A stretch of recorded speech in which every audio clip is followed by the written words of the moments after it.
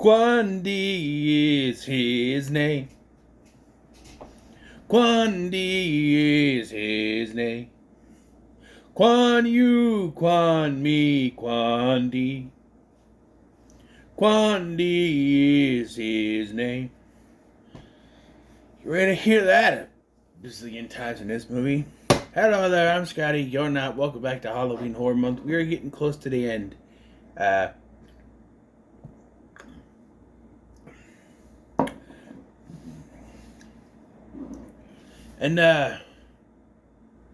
You like it, Bruce? I like it, Bruce.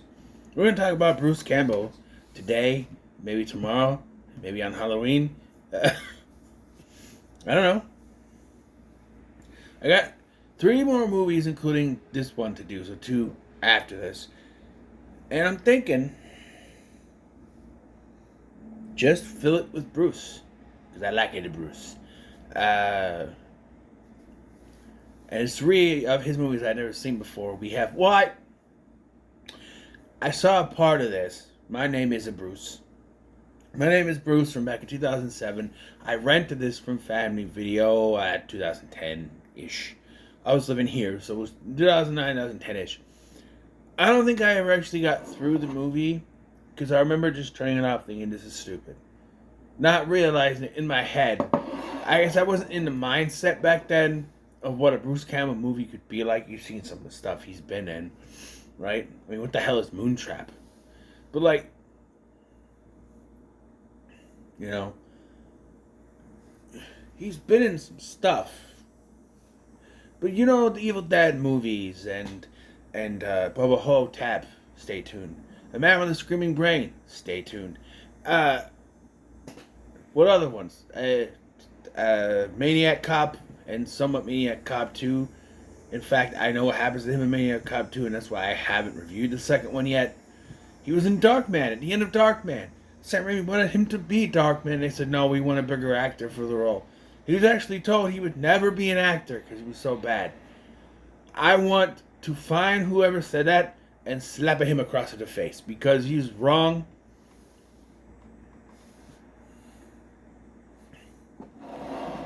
Yeah. And it's not, I don't think it's his fault. It's these stupid ass, snubby studio executives who take one look at him and go, nah, he could have been Darkman. Technically, he was at the end of that movie. He was a Maniac Cop, and he died in the second one for some reason. It's just, you know.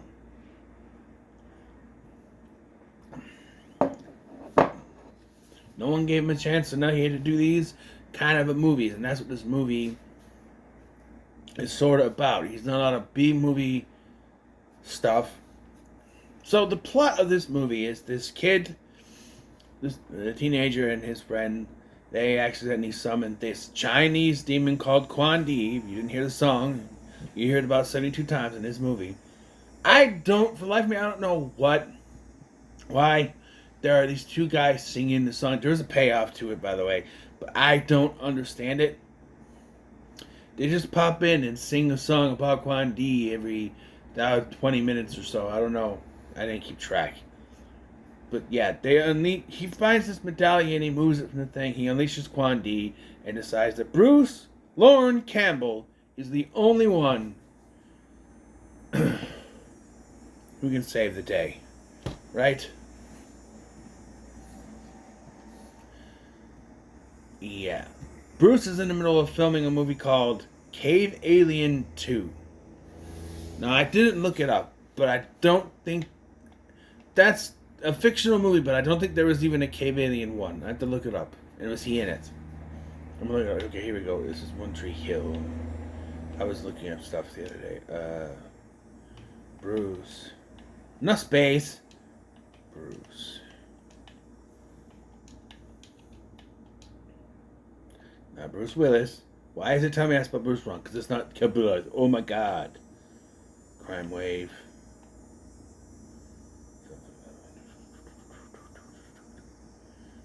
And it was Attack of the Helping Hand. 1979. Directed by Scott Spiegel. Rest in peace, by the way. There's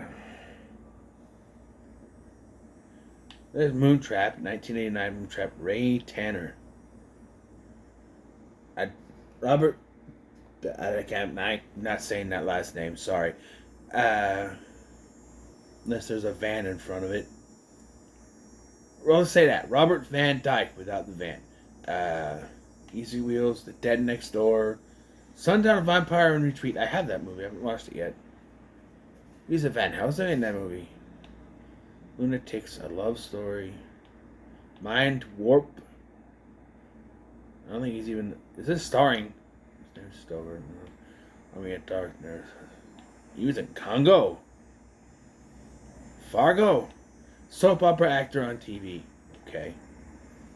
Escape from L.A.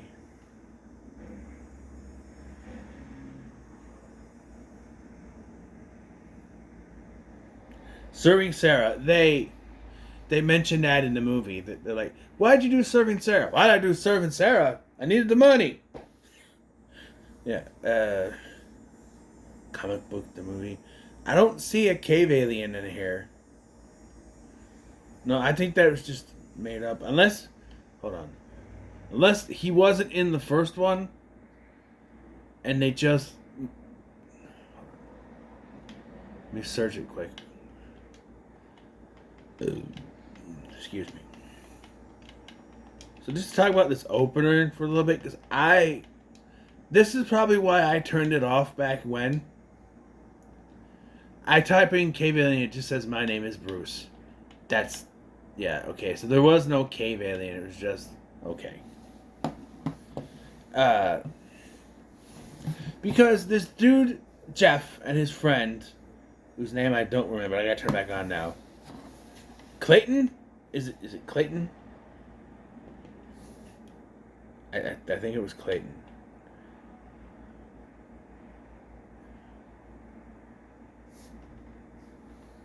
Clayton. Yep, Clayton. Are come out to this middle of nowhere to make out with these two girls, Little Debbie and Big Debbie. And I'm watching this and they're, yeah, this is Little Debbie and I'm Big Debbie. And I'm like, this is probably why I turned it off back in 2010. Because if I'm like, did he just say Little Debbie and Big Debbie? And they make up with the girls, of course. And, well, like I said, Jeff finds.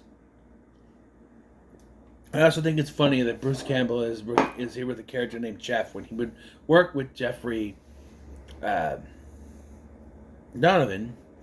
on Jeffrey Donovan on Burton Notice. And yes, that is the same Jeffrey from Blair Witch 2.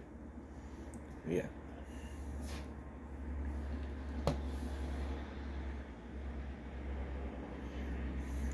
I would have Bruce Campbell played the sheriff in there. Well, look here, Jeffrey. There ain't no damn witch, and you get the hell out of here right now. Then he sees like him or something. Hey, how you doing, baby? I hear you have magic powers or something. Well, they're working, honey. Can you imagine? That wouldn't be Kim. That was Erica. Yeah, I gotta say it like Jeff in there. Erica, they're my dates. Yeah, Erica. Anyway, back to this. So yeah, Clayton and the two Debbies are killed very quickly, and then we flash to Bruce is making Cave Alien 2, and his agent, played by Ted Raimi, says he has a special birthday present for him because that's coming up. And yeah, so he goes home. He drinks the dog's bowl for some reason, and then he calls his ex-wife, played by Ellen Sandweiss, and her name is Cheryl. And she's banging the agent, too. Yeah.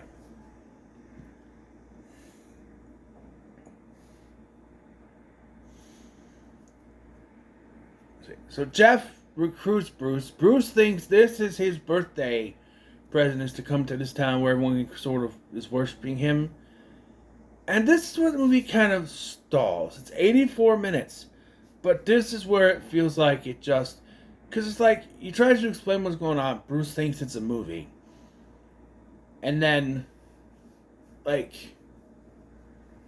they have a dance thing at a bar. And I'm like, why are we, like...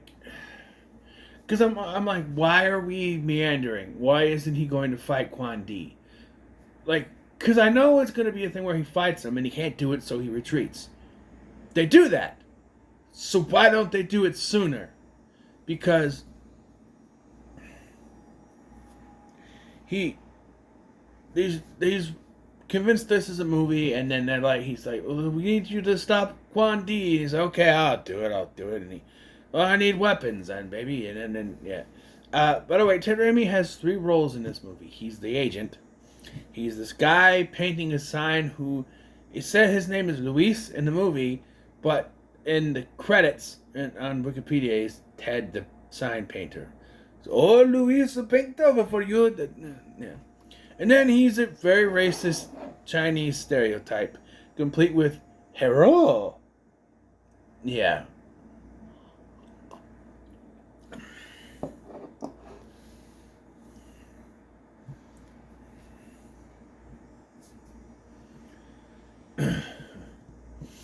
But yeah, this feels like, I mean, this character development for Bruce and Jeff's mom looks too young to be his mom, but I digress, I guess. Her name is Kelly, which is funny and ironic because when Bruce would return for Ash vs. the Evil Dead, he would be with the Kelly. So that's Jeff and Kelly. Had he started on, because that's another irony. Then, had he started filming Burn Notice when he did this movie, he directed and starred and produced this movie. You can tell it's all about him. The whole opening dialogue is basically, oh my god, look at all the movies I did. Because it's Jeff listing off all his movies. Well, no, they're in Jeff's car, and Clayton, he just carries Bruce Campbell's movies in his car. And he's listing them all off. Oh, look at this. Moontrap, Man with Screaming Brains. Oh, Bubba Hotep. Bubba Hotep rocked. Of course Bubba Hotep rocked. Like, stay tuned. But, yeah, the hilarious. Look at all the cool movies I was in. Does he even drop Evil Dead? Was that name dropped? Because I don't know. But, like, yeah.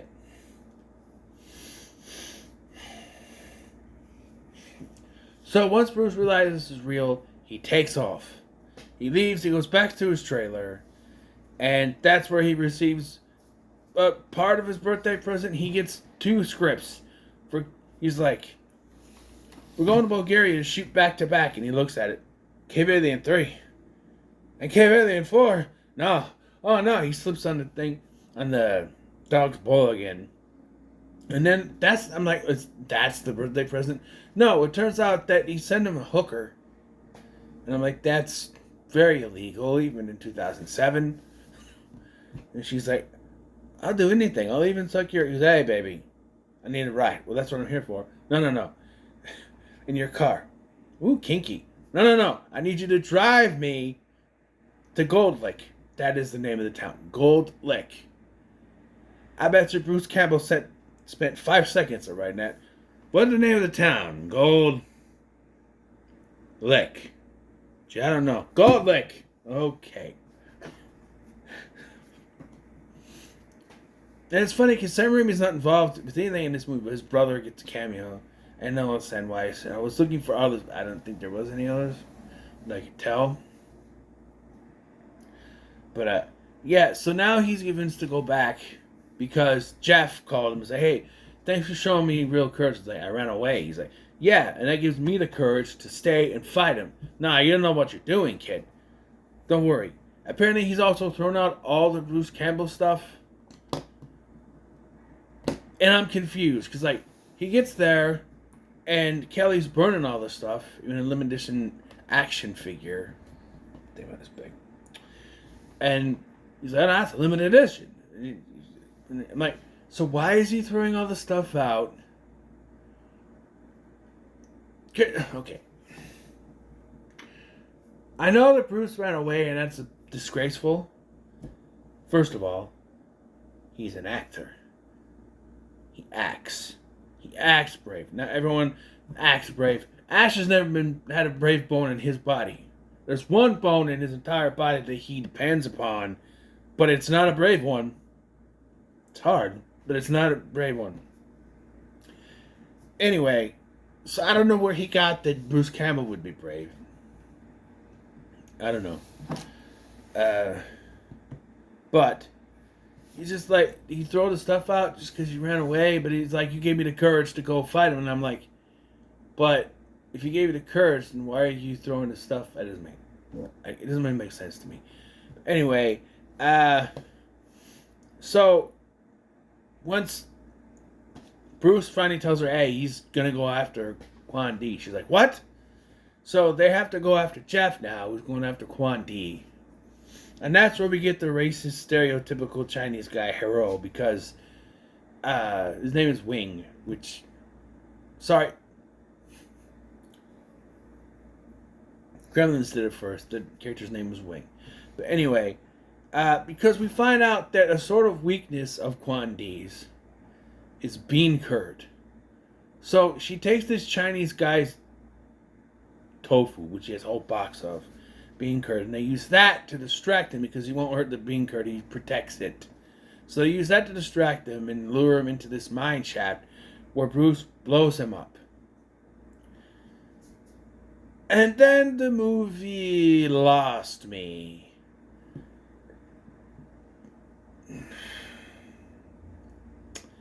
So they blow him up and they're like, hey, we did it. And then Quan Di jumps out at them from the thing, and he's still alive. And then he's like, no, wait a minute. And it cuts, he's in front of a green screen that they were viewing. He's like, no. That ending's been done to death, you know? I mean, it doesn't make any sense either. I just blew him up, and now he's come back so quickly. Come on. I agree to an extent, right? He wants a happier ending. Cool. I don't like how cheesy it is, though, because they're like, we're not ending. You know, that sounds... Well, think about it. Think about it. So we get it, and it's one of the most cheesy, over-the-top things where it's like, oh, I love you. And so, Dad, I got into Harvard. See, I told you the C average wouldn't hurt. I'm like, no, yeah, we wouldn't get into Harvard with a C average. You got an age there or something, right? Are you happy? Yeah. Are you happy? I'm happy. We're all happy. And it's like, see? Happy ending. And then Quan Di jumps out of the screen at him. And I went, okay. I get what he was saying to a point. Here's what happens. They defeat Quan Di. They walk off. And then we cut to sometime later. They're getting married. We have a wedding. And everything is happy. They walk off. But then we cut back to the mine shaft. And we see Wing picking up... Well, no, Wing is dead. That's right. The dummy gets cut off. The agent goes looking for him. And he's there with the ex-wife. They've shown up looking for Bruce because he hasn't responded to them. And the last place they knew he was Gold Lake because the hooker told them. So they show up and they end up at the mine shaft or wherever it was because that's I don't know. They end up there and that's when he jumps out at them. Like, and then you end it. Setting up a sequel. They were going to do a sequel. My name is still Bruce, and then they changed it to Bruce versus Frankenstein, which would have been cool, but that's not the monster's freaking name. So stop it. But it never got made. I don't know if it ever will. But we're not done, though, because the credits, we get the Quan Di song again, and the payoff is this. The payoff is that once the credits are done, Quan Di jumps up and cuts off both of their heads. That's the payoff to this whole song. I don't know.